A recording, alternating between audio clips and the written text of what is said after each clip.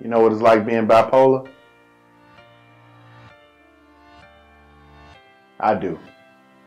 Let me tell you a story. I was 12 years old and I was on a basketball court playing with my uncle. We were playing one-on-one. Very competitive. And I ended up winning. And I was excited. I was 12 years old. He was grown. He was in his 30s. But he told me something that devastated me. I remember it like yesterday. He said, "Why do you want to beat me so bad? You're going to be a failure, just like your father. You're going to try everything when you grow up, and it's not going to work. And you're going to snap, and you're going to lose your mind." I was like, wow. Only thing I could do is cry. I was so hurt. One, because my father, he was absent. He wasn't in my life, and I loved him so much. But he was on the streets as a bum and addicted to alcohol and drugs. So I felt like that was very emotional. And my uncle, I looked up to him. I wanted to be like him, in a sense. So coming from him, that hurt. So what you think that did to me?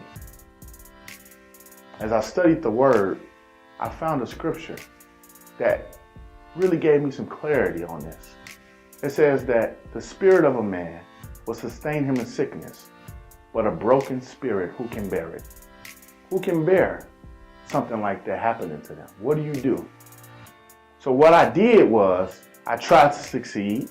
I tried to have ambition. I tried to be successful. I tried to accomplish many things. Had all the good grades and I played all the sports and I was always good. I felt good. I had a reputation. I dressed nice. I had all the money, beautiful women, and it didn't matter. Because one day, I started to travel on that road, being like my father. Being like my father. That is something that I fought against. In the military, that's the climax of my career. My life story and journey really hit a pinnacle and a valley at the same time. I lost my mind. In a process, I thought I found God. I was in a state of confusion. This put me in a place of having anger. I had anger. I was hurt. I couldn't have no joy. Church didn't help me. The medication was making me sick. I was frustrated. Only thing I had was my will. My will to not become like my father. And I tried. I tried not to take the medicine. I tried to ignore the doctor. I tried to lean on my pastors and what they taught me.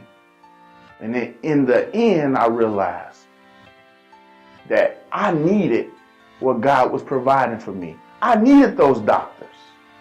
I needed everything that he was giving me. But I couldn't see it because I became delusional. I became delusional in my thinking. And I thought I was very intellectual. I got a master's degree. I thought I was smart. All the debating I had, but I realized I was delusional.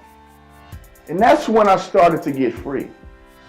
When I realized that the things that I was seeing in my mind were not all real. That's when I started to realize that health and healing is not what you think. Deliverance is not what you think. Bipolar is not what you think. Mariah Carey, she came out with her story, but she didn't tell you the intricate details. She didn't tell you what it feels like waking up wanting to kill yourself. They say depression. Yeah, but what does that mean? What's happening to you? They say manic. What is that? So that's what I did in my book. I wrote about it. I expressed it.